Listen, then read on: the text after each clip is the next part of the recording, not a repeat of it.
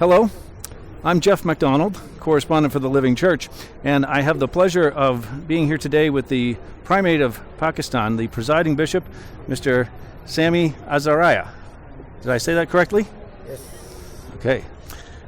Bishop Azariah, it's a pleasure to be with you today. Thank you. And to visit with you a little on this occasion. We're here at General Convention, and you have come here for the duration of the time, or what have you come to do here at General Convention? Well, I am one of the guests, special guests invited by the presiding bishop to participate in the General Convention. We do not go from cover to back in the convention, but our program goes till Sunday evening, which probably is the 28th.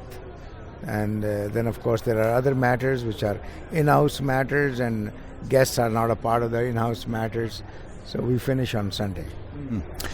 So you've been here. Have you been to General Convention in the past? I've been to the General Convention once before, and that was in Anaheim, 2009.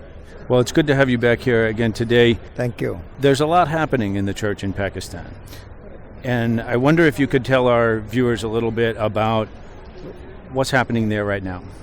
Well, the Church of Pakistan is a united church.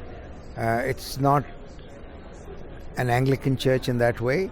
We were united in 1970 with four denominations coming together, called the Anglicans, the United Methodists, the Lutherans, and the Church of Scotland.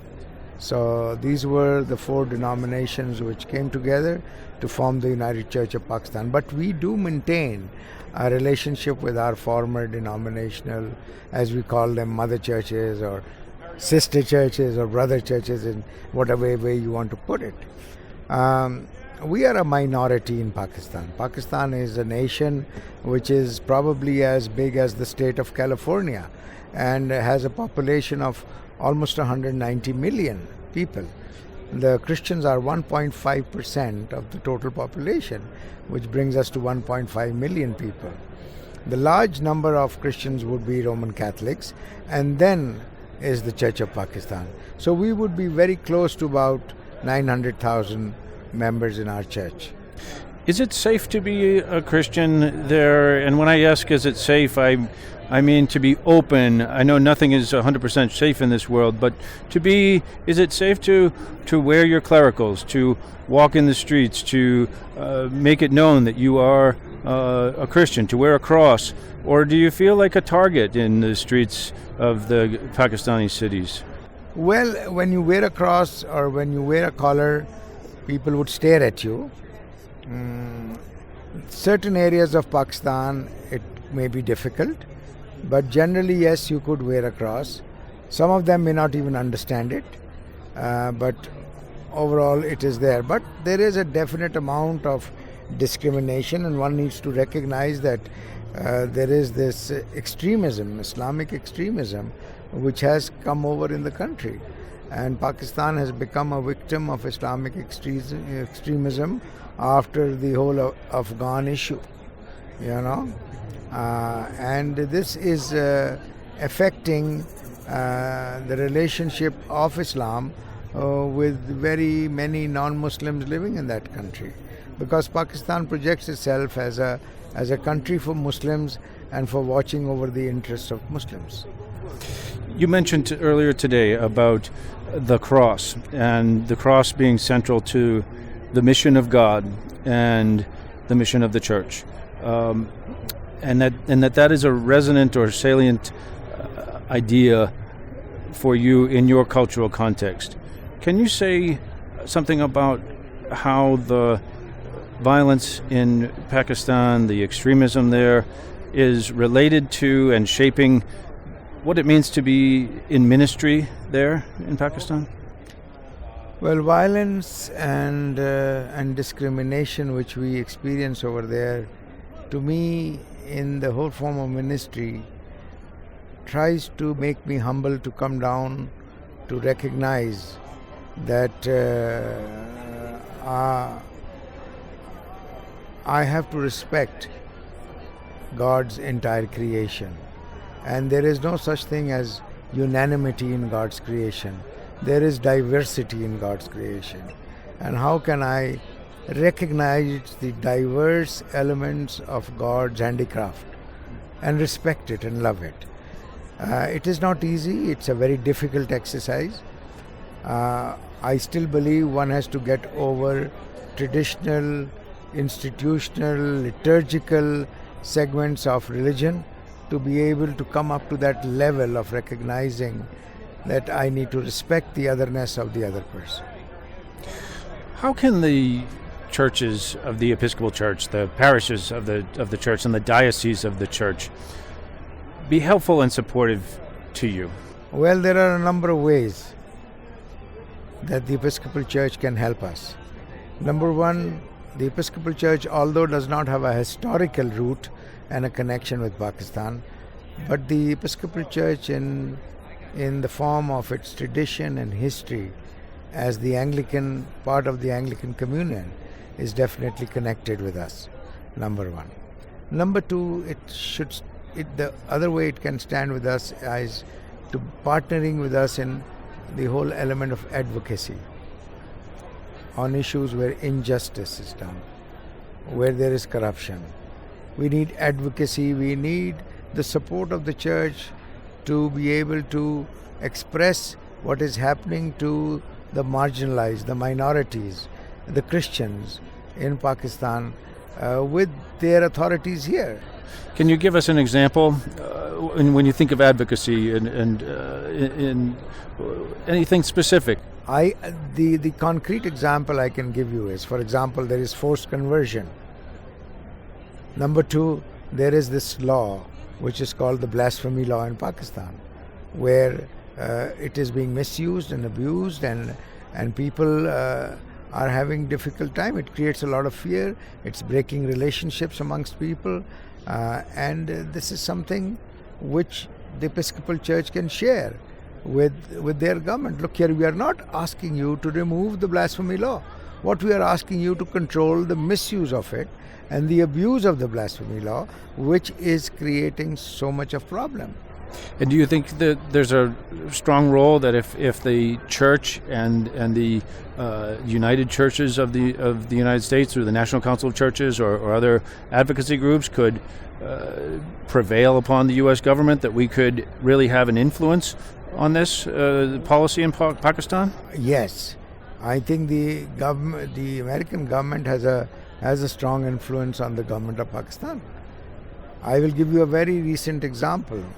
Pakistan recently suspended a non-government organization called Save the Children.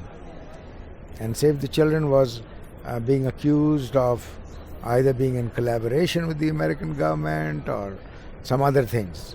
And of course, they were also being accused of not doing the work for which they were in Pakistan.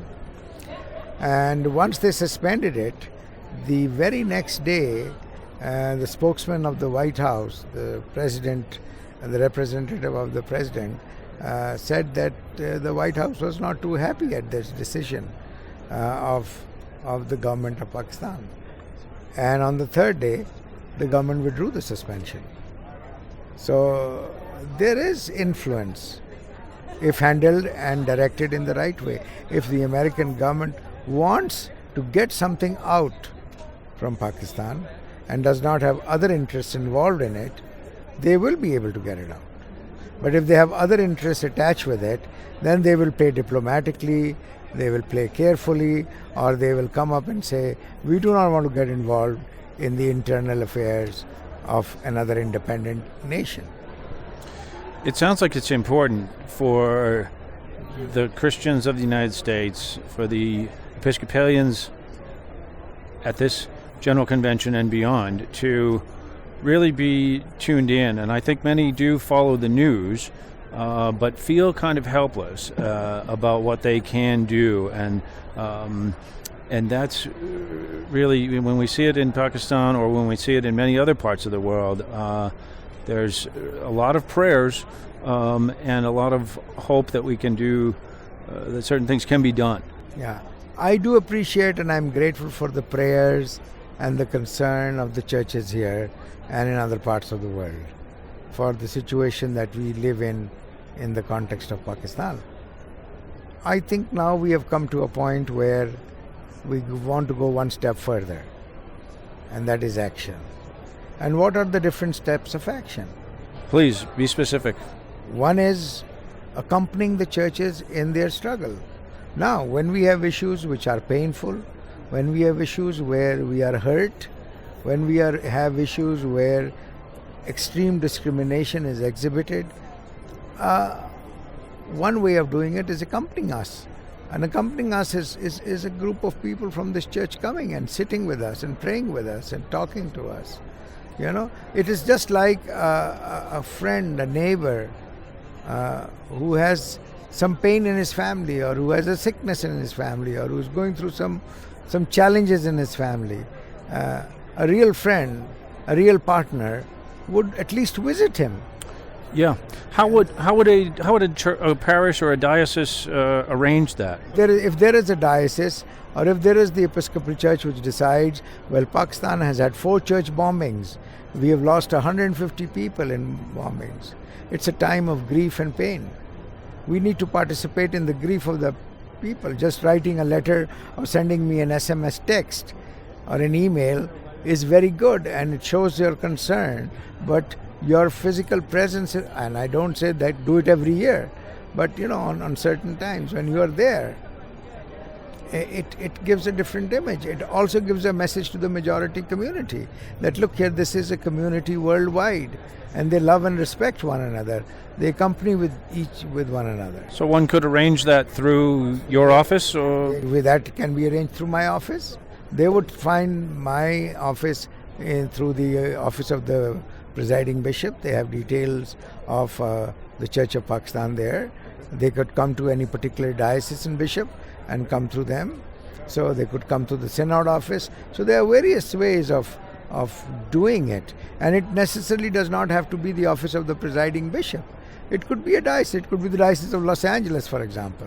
The Diocese of Utah or Salt Lake City would come up and say, well, we would like to come and sit with you, but we are representing the Episcopal Church. And what would you say to those who are concerned about safety and security in traveling there, who say, I wish, I'd like to go, I want to show solidarity, but it sounds awfully risky, and I don't want to be targeted. If we look like Americans, if we look like Christians, we might be targeted. Is that a legitimate fear, and how can one manage that concern? Well, I would respond to that in multiple ways. Number one is, if you are listening too much to the news, you will be so overshadowed by it that you will be scared to step out of the house, because the media would just present it in such a way that even coming there is dangerous. Number two, yes, I think it all depends on your host to whom you are going. It depends on the nature of the program that will be organized for you, and how do we do it. I mean, we've had the Archbishop of Canterbury visiting us. We were expecting the presiding bishop to visit us last year, but she had some problems with her travel documents and therefore could not come. Visa was arranged and everything was arranged. So, but then it all depends how we plan the program. Security can be arranged and exposure can be done, and that's not difficult. Well, if a delegation comes and in the evening they just walk out on their own without knowing where they are going, then there is always a chance of somebody either mistreating them, or they could be, they could have an experience of robbery or something like that. Sure. Is there anything else you'd like to say to the Episcopal Church? I think the Episcopal Church is a great church. It's a big church. It has experienced and continues to experience tremendous blessing of God. It has also experienced the grace of God. It understands what God's grace is. And I think the Episcopal Church has the patience and the strength to share that grace of God with others. I also think the Episcopal Church is going through a major time of challenge at this particular moment in their history. There is a need of great healing. There's a need for great understanding within the family of the Episcopal Church and within the Anglican Communion here in the United States of America. It is not easy, but it is something which has to be done in love, in faith, in trust upon God, and in not being judgmental towards one another. I appeal to my brothers and sisters here in the Episcopal Convention, and I also appeal to those Christians and Anglicans who were a part of the Episcopal Church but now still call themselves Anglican but do not relate with the convention, that the time has come where we cannot live like this. Let us not exhibit holier than thou game over here. Let the judgment be on God. Let us stand together and believe whatever we believe in and continue to do that. But let's not break up the life of the body of Jesus Christ. And let us not tear this body. This is what we are doing. And I think a lot of personal ego in the name of holiness, in the name of the Lord, in the name of the scriptures, a lot of tearing of the body is done, which I don't think makes the Lord happy. Yeah. Thank you for your wisdom and for your prayers. Our prayers are with you as well. Continue to pray for the Church of Pakistan, because we need your prayers and we need your solidarity and your support. The only last thing I want to say on behalf, if I have the permission, Sure. to say for the Church of Pakistan is that we want to be a sustainable church. We have been a dependable church for centuries now. And a church or a person who's dependent constantly and entirely on somebody else will never have the confidence. And if you don't have the confidence, you cannot share the good news effectively and meaningfully. So to share the good news and to fulfill the marks of the mission of the church, the 5 marks of the mission of the church, it is absolutely necessary that churches in the south, especially churches like Pakistan, should experience sustainability, strength and power. And we can do that. We just need advice, we just need encouragement, and we need support also. But let not money dictate our relationship. Let the love and the respect and the oneness that we have in Jesus Christ amongst ourselves dictate our relationship. Yeah, that's where it should be grounded, yeah. Thank you, Bishop Azariah. Thank you very much. Real pleasure to be with you.